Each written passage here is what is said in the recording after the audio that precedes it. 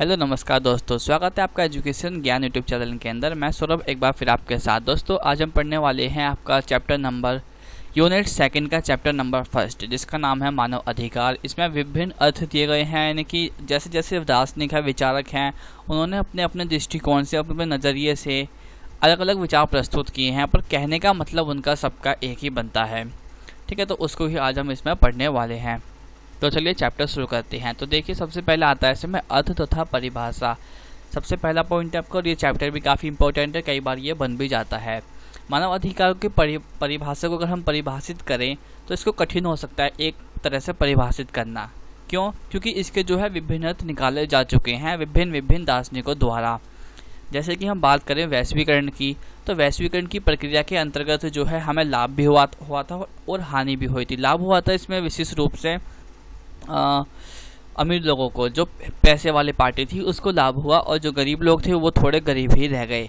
ठीक है, इससे क्या हुआ कि दोनों के बीच में असमान की स्थिति बढ़ गई, और जो लोग वैसे थे गरीब लोग थे, जो इसका फ़ायदा नहीं उठा पाए वैश्वीकरण का, वो लोग गरीब होते चले गए। इससे क्या हुआ, गरीबी की खाई भी बढ़ती चली गई।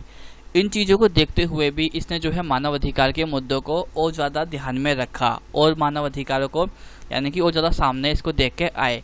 मानव अधिकार की परिभाषा के संदर्भ में जो है विद्वानों के बीच एक मतता का अभाव रहा है। यानी कि मानव अधिकार की अगर परिभाषा की बात करें हम, तो इसमें विद्वान एक जगह सहमत नहीं हो पाए हैं किसी भी चीज़ के लिए। हर किसी ने अलग अलग तरीके से अपने हिसाब से इसकी परिभाषा स्पष्ट की है।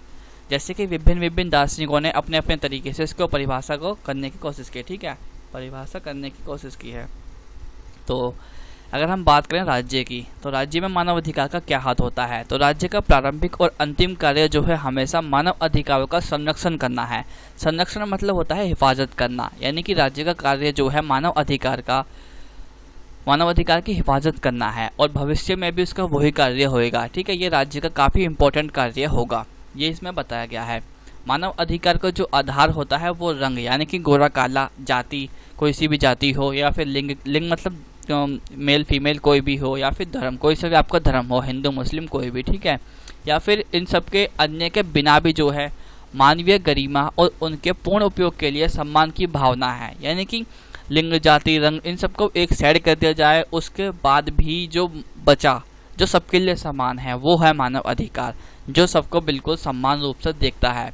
ठीक है, यह अधिकार जो है व्यक्ति के विकास और खुशहाली के लिए ज़रूरी है। और हाँ, पीडीएफ का लिंक आपको डिस्क्रिप्शन में मिल जाएगा, आप वहाँ से जाकर नोट्स डाउनलोड कर सकते हैं। बिल्कुल यही नोट्स आपको प्राप्त होंगे। ठीक है, और सामान्य शब्दों में कहा जाए तो मानव अधिकार वो अधिकार है जो कि वर्ल्ड के कोई से भी कोने में कोई भी आदमी निवेश कर रहा है, यानी कि रह रहा है, तो प्रत्येक आदमी को जो है वो मानव होने के नाते उसको प्राप्त होते हैं, वो होते हैं मानव अधिकार। फिर वो वर्ल्ड के कोई से भी कोने में रह रहा हो वो व्यक्ति।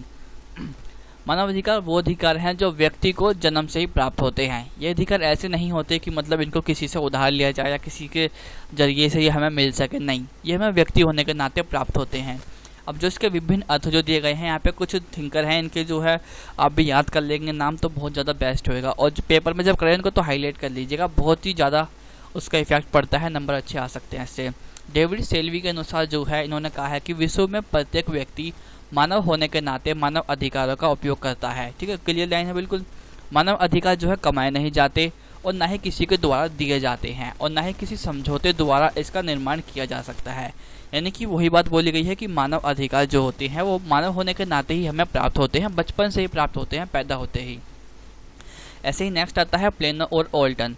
ठीक है, ओल्टन ये दोनों लिखते हैं कि मानव अधिकार वे अधिकार हैं जो व्यक्ति का जीवन, अस्तित्व और व्यक्तिगत विकास के लिए सर्वाधिक आवश्यक समझे जाते हैं।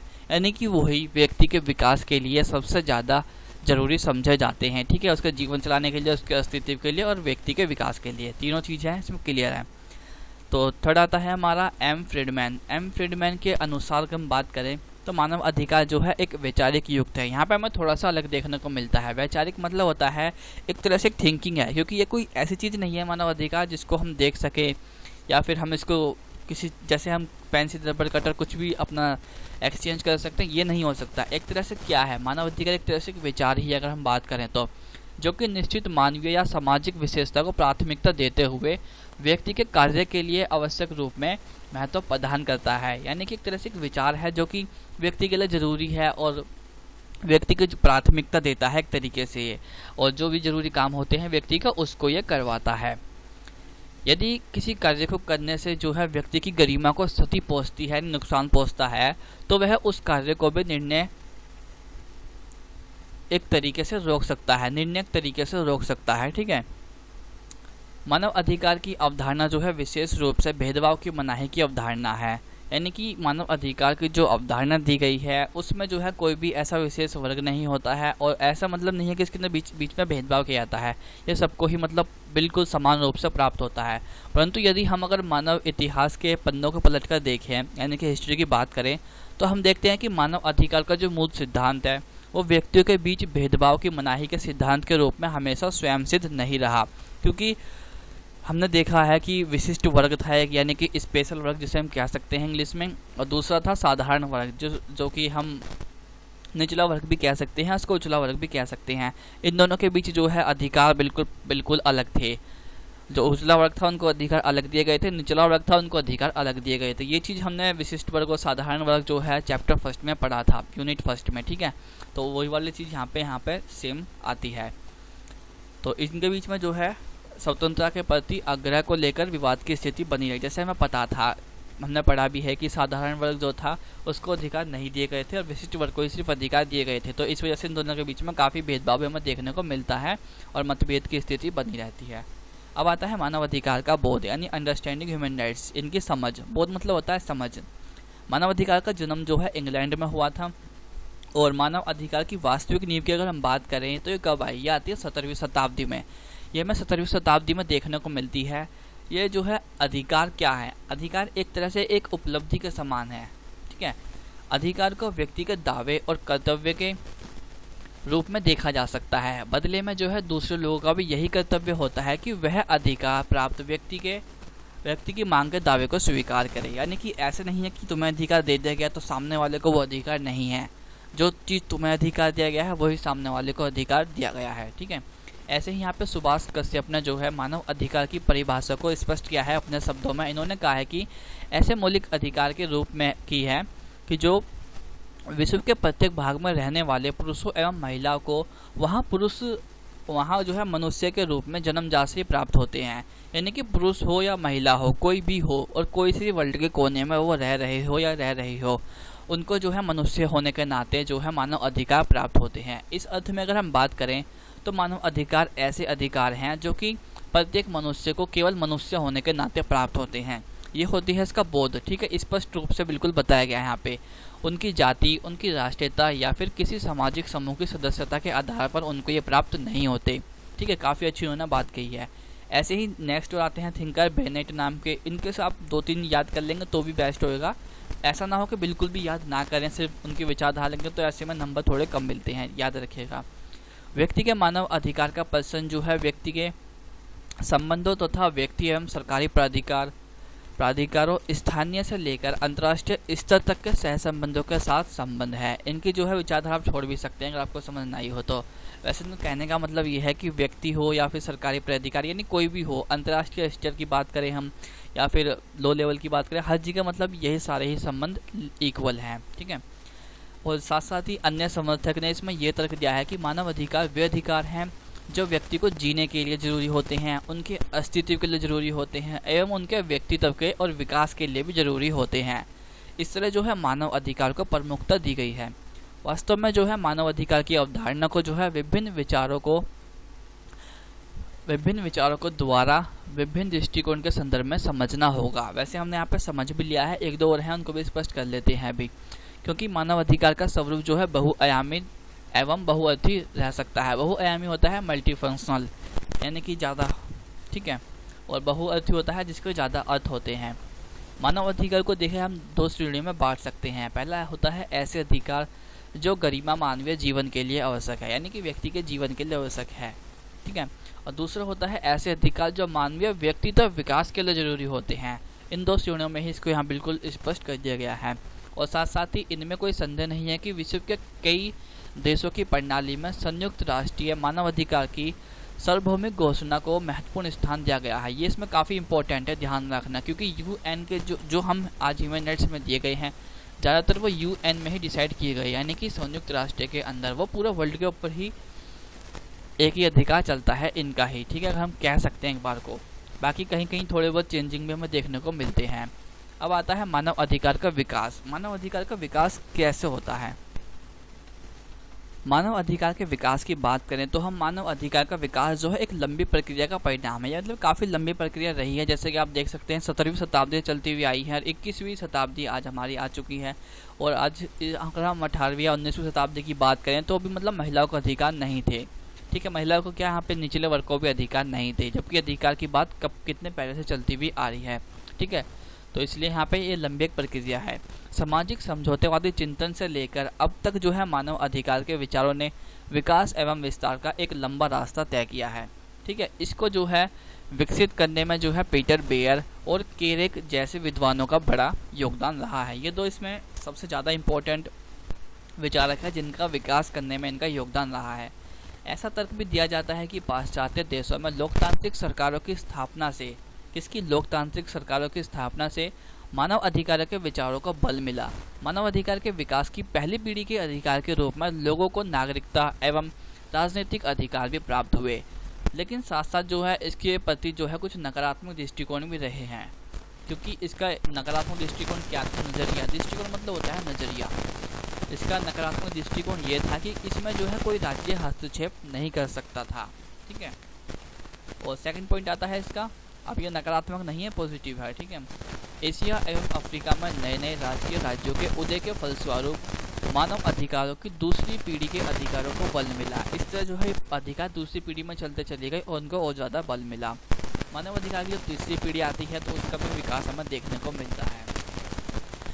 विश्व के विभिन्न भागों में कई ऐसे समूह एवं सदस्य हैं जो अपने आपको जो है दीनहीन एवं वंचित स्थितियों में महसूस करते हैं। यानी कि वंचित मतलब होता है जैसे कि जो वर्ग छूट गया हो। जैसे हमारे समाज में जो पहले था, भारत की बात करें हम, तो यहाँ पे जो है उचला वर्ग जो था वो काफ़ी अच्छा था, निचला वर्ग जो था वो वंचित रह गया। किस चीज़ से? सामाजिक कुरीतियों वगैरह भी उसके अंदर थी, और सामाजिक बुराइयाँ जो थी वो उनको दबा के रखती थी। कुरीतियाँ मतलब होता है बुराइयाँ, ठीक है। सामाजिक बुराइयाँ उनको दबा के रखती निचले वर्ग को, तो एक तरह से वंचित रह गया। जैसे कोई बच्चा एजुकेशन प्राप्त नहीं कर पाता बचपन में, तो हम कहेंगे वो शिक्षा से वंचित रह गया, इस तरीके से, ठीक है। फलस्वरूप क्या हुआ कि मानव अधिकार के समर्थक एवं दार्शनिकों ने इन समूहों के विकास, इन समूहों के विशेष अधिकारों पर बल दिया। इसके विकास में समाजवादी चिंतकों ने अपना बहुत ही बड़ा योगदान दिया है। समाजवादी चिंतक वो होते हैं जो समाज के लिए चिंतक रहते हैं, जिनको जो समाज के लिए काम करते हैं, ठीक है।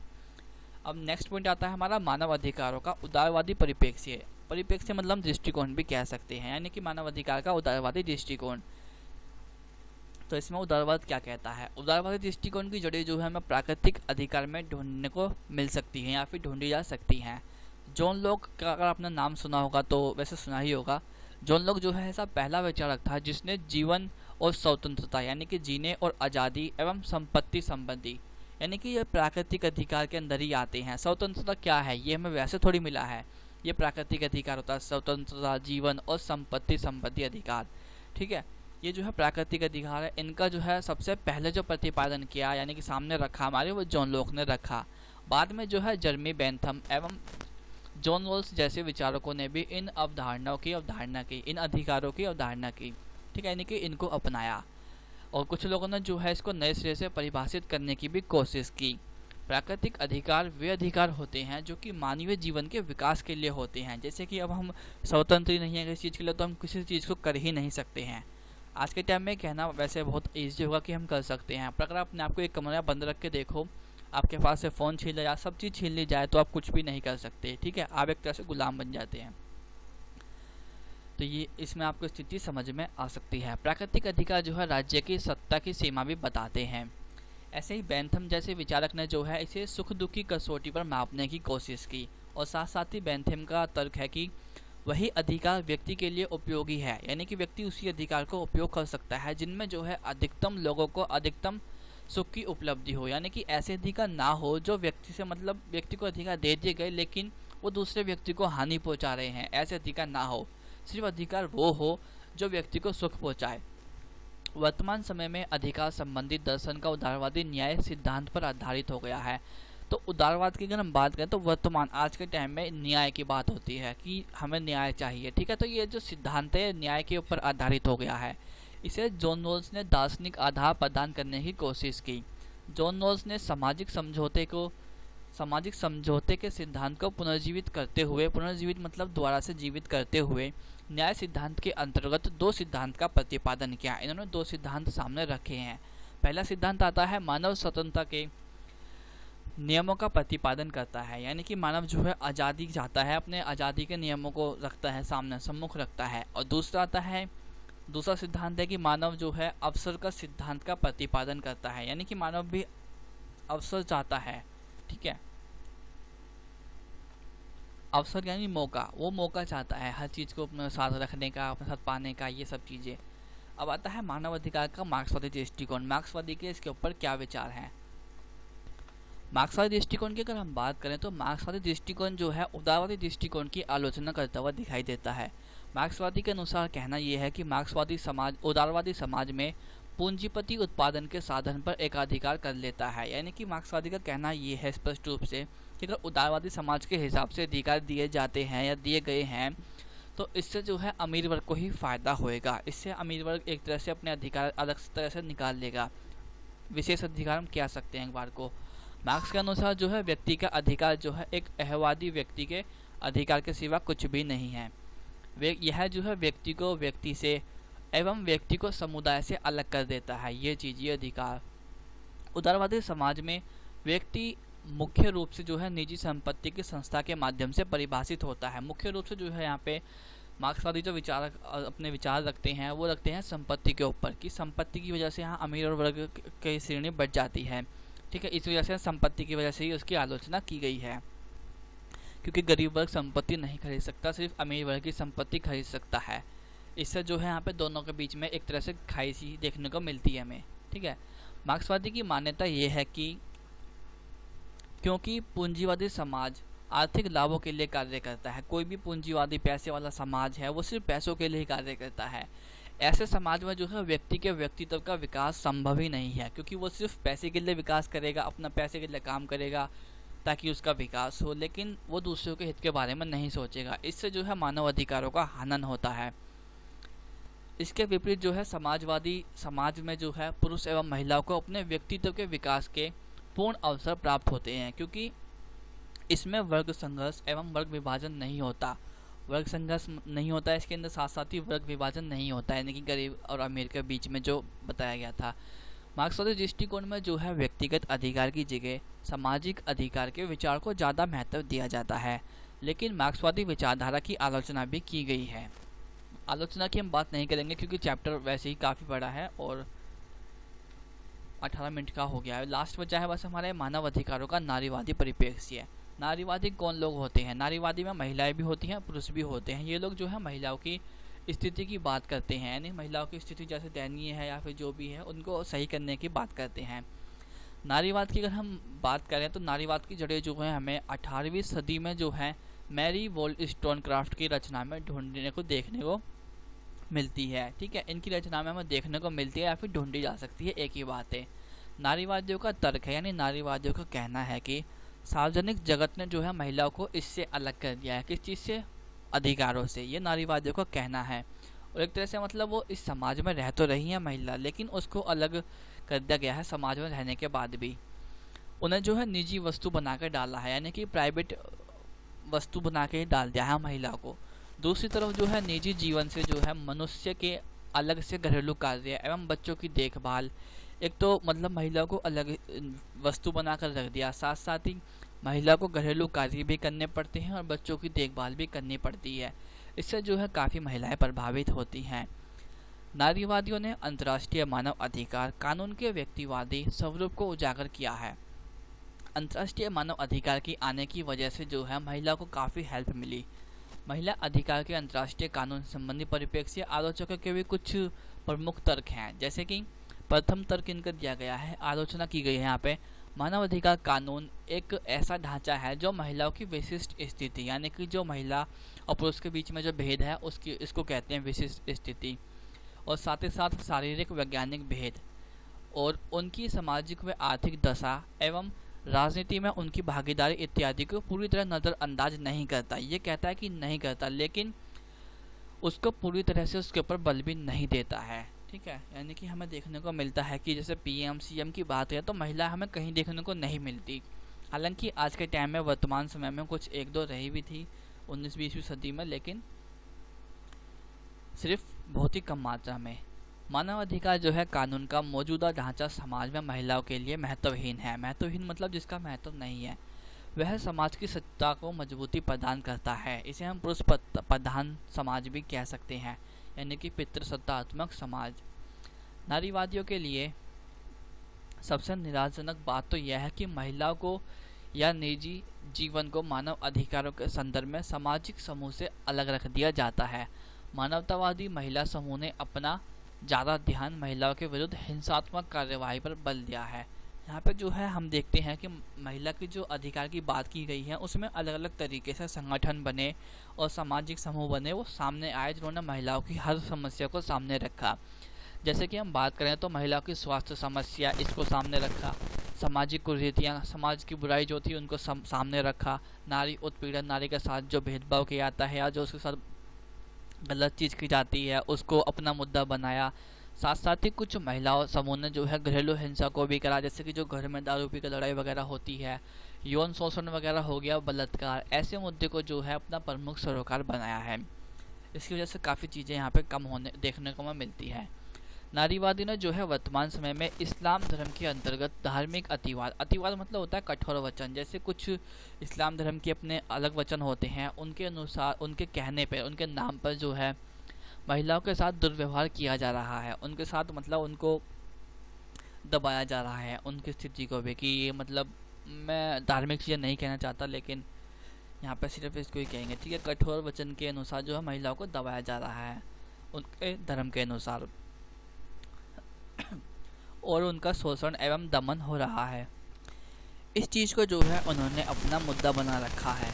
नारीवादी जो है पुरुष प्रधान समाज का विरोध करते हैं, यानी कि पुरुष प्रधान समाज जो होता है जिसमें पुरुष की ही स्थिति होती है, पुरुष को ही माना जाता है, पुरुष को ही सुना जाता है। इस चीज़ का ही विरोध करते हैं, जो कि आज तक पुरुष प्रधान समाज ही चलता है और जहाँ तक है आज भी यह शायद चल रहा है। तो दोस्तों वीडियो ख़त्म होती है, बाकी इसके नोट्स भी आपको मिल जाएंगे। एक वीडियो और भी बनाई जाएगी अलग, जब सारे टोटल नोट्स तैयार हो जाएंगे तो वहाँ से भी आप जाकर डाउनलोड कर सकते हैं। बाकी वेबसाइट का नाम मैंने हर पेज पर दे रखा है, आप यहाँ से देख के तो भी वेबसाइट से जाकर डायरेक्ट डाउनलोड कर सकते हैं। यही नहीं, BA first year, second year, third year काफ़ी सारे नोट्स अपलोड हो चुके हैं, आप जाकर डाउनलोड कर सकते हैं। बाकी चैनल को सब्सक्राइब जरूर कीजिएगा। वीडियो अच्छी लगी हो तो वीडियो को लाइक भी जरूर कीजिएगा। कुछ समझ ना आया हो तो, गलती हुई हो या कुछ और प्रॉब्लम हो तो वह भी आप कमेंट करके पूछ सकते हैं, आप कमेंट कर सकते हैं।